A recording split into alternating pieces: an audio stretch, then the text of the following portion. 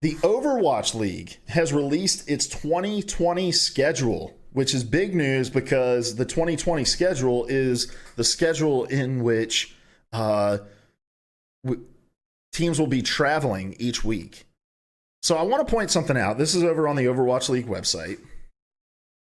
It says we recently shared some high-level details about what next season will look like for the Overwatch League, and today we're excited to share the 2020 schedule so you can start planning your weekends, your time off, your vacations, your road trips, and your viewing parties. All right, guys. You guys want to see how they decided to show us the schedule? Check this out. Also just realized that I took the border off of my screen capture here. That's okay. They decided to release a freaking 25-page PDF with no easier way to read this. You have to scroll through here. So let's just hit on the first week, and then I'm going to find a text-based one that I found earlier that's going to be really helpful. So opening weekend, there's going to be 2 cities that are hosting games. So essentially each weekend, outside of a couple exceptions, there's going to be 2 cities that are hosting games. So the first week, New York and Dallas. And so Dallas had one of the homestand weekends this year. New York did not have a homestand weekend this year. They're going to be kicking it off. So there will be, I think, at most 4 teams. Maybe, no, there will be at most 6 teams at these locations each week. And they'll rotate who's playing each other. So as you can see, like week 1, day 1, it will be Paris Eternal versus the Toronto Defiant, NYXL versus the Spitfire. So the next day it'll be the Paris Eternal versus London Spitfire, NYXL versus the Boston Uprising. Never mind. I didn't realize that the first time I looked at it, that the Uprising are just kind of thrown in there without a game. So the Defiant only play once that week, and Boston only plays once that week, but it's not in their own homestand, which is weird. So they have to travel just to play one game. All right, I'm going to find the text-based one, which just really throws out what cities they're going to be playing in, not necessarily the actual games. Let's see. Somebody tweeted it a couple minutes ago. Find it. I just thought that was such a terrible way to show off the schedule. Like people want to get in there and they want the information as quick as possible because they really do. People are starting to plan when they're going to attend these weekends, and so to present it in just this absolutely atrocious way makes no sense to me. All right, let me see if I can find it on my phone, guys. I'm sorry, I meant to put this link in. I also just noticed that Larry changed his Twitter handle to Still in Flux as well. Congratulations, Larry. He's adopting it. Oh, shit. I think I had it and then I lost it. Okay, well, it's gone forever. Anyway, I don't really want to get into the specifics of, week in, week out, where people are going to go. I am going to go to upcomer.com and find this article that Yiska, a writer for an Overwatch League analyst, posted, because he posted this table, which for some reason is as tiny as can be, into this article. Here we go. Sorry, this needs more JPEG. Essentially laying out how many homestands each team has, how many games they're going to be hosting, how many weekends they're going to be active, and their total travel distance. And so the Washington Justice, see, this is what I don't like.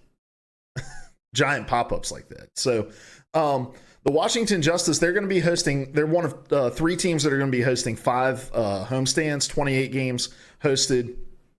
They're active 17 weekends, but I don't think that they play at all internationally. So their total travel distance over the year will be 21,328 miles. All of the Atlantic South essentially is, I don't think many, if any of them are traveling internationally. And so you see, like, these travel distances are pretty low. Whereas you get into Boston and the European teams, and they're traveling almost 70,000 miles. over the 27 weeks of the season, which is wild to me. But I haven't quite figured out where I land on this travel schedule yet. There's a lot of people who are concerned about the fact that, like, oh man, teams are going to be on the road so much, it's going to wear on players. The Overwatch League does not have the best track record of taking care of their players mentally. There is a lot of burnout that's been experienced. There's been a lot of over practicing that has gone on. A lot of people being just kind of overworked. And so comparing the travel schedule to traditional sports, I think, is a little difficult to do, because traditional sports have really figured out, like, we've got sports psychologists, we have staff members who are monitoring, like, in the NBA especially, you'll read about, like, monitoring sleep schedules and, you know, diets, and, like, there is a support staff following these teams around, making sure that they are being taken care of holistically. I don't know if each Overwatch team has that kind of staffing. I know that they hire, like, team chefs that cook at the houses in LA that they live in, but outside of that, I don't know if they have, like, these mental health professionals that are looking at them holistically. Like, do they have trainers that are making sure they're taking care of themselves physically? Because there is a mental toll that goes into traveling. And the way that this is structured is not like, all right, I'm going to play in Hangzhou one week, and then I'm traveling to London the next week, and then I got to play in Vancouver the next week. No, most of these teams are like, all right, we're going to be camped in Southeast Asia for 2 months. We're going to come to America for a month. We're going to go back to Southeast Asia for 2 months. So they've tried to block it out pretty well. But at the end of the day, I mean, 76,000 miles traveled for the London Spitfire over that 27 weeks. That's insane. And I just hope, I hope for two things. The first thing that I hope for is that teams are preparing themselves to take care of their players holistically, like we just talked about.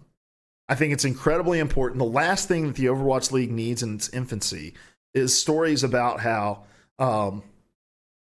stories about player burnout, more so than we have now. And that's the last thing these players need also. I don't want to sound like I'm calloused and like I only care about the success of the league. Like, these players need to take care of themselves. Madbrock says sleep becomes an issue when you travel a lot for some people, and especially international travel. You're traveling between time zones, like, and I think it's good that they're traveling in such a way that, like, all right, you're going to stay in this area for a while. The European teams are kind of getting fucked in all of this. Paris has three weekends, homestand weekends. London has 2 homestand weekends. That means all of the rest of their, 24 weeks or they're going to be spent traveling internationally traveling to different time zones. But the second thing that I hope for within this is that each of these markets has the local support. I am not worried at all about the turnout for Hangzhou, for Chengdu, for Seoul. I think the Asian markets are ready to host these teams and excited to have them in their backyard. What I worry more so about is, like, drawing out a crowd in Vancouver, drawing out a crowd in Paris, drawing out a crowd in Philadelphia 3 times a year. You know, like, I want these games to be hype. The homestand weekends have been a major success in both Atlanta and Dallas this year, and I just hope that these markets are ready to support these teams locally.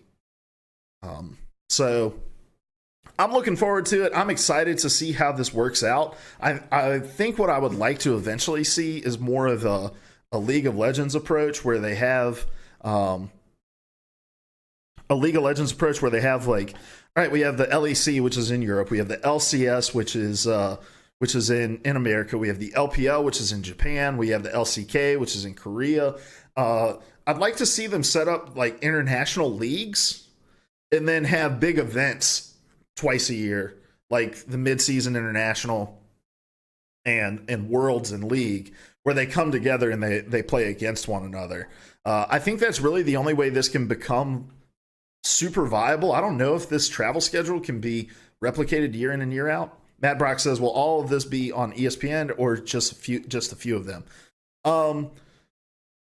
So every single game streams on Twitch, twitch.tv/Overwatch League, which is where I watch. They air a number of their games each week on Disney XD. Some of their games make their way onto ESPN2, and then some of the playoff games even make their way onto ABC. Like all of the stage finals this year have been on ABC. Madrock says because the ESPN hype will bring in some people. Yeah, and it was cool. I actually went to, this was a few weeks ago during the Stage 3 finals.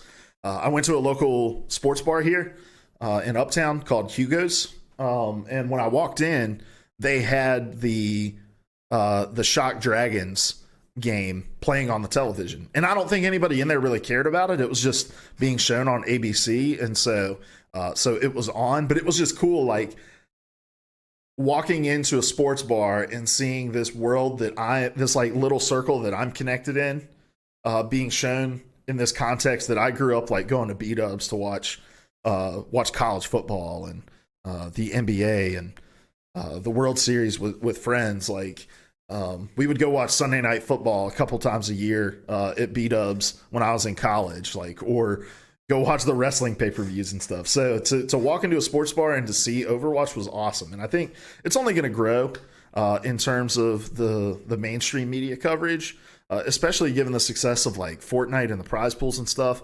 And I think with these games being played in local markets, there's more reason for local news stations to cover them, especially like Philly.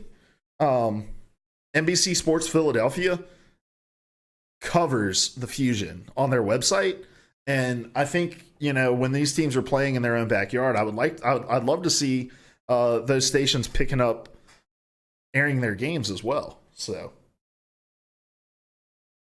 I'm excited for Overwatch 2020. I have my concerns, but I'm not going to let the concerns stymie my excitement, because I want to give teams the benefit of the doubt that they're going to figure out how to make it successful.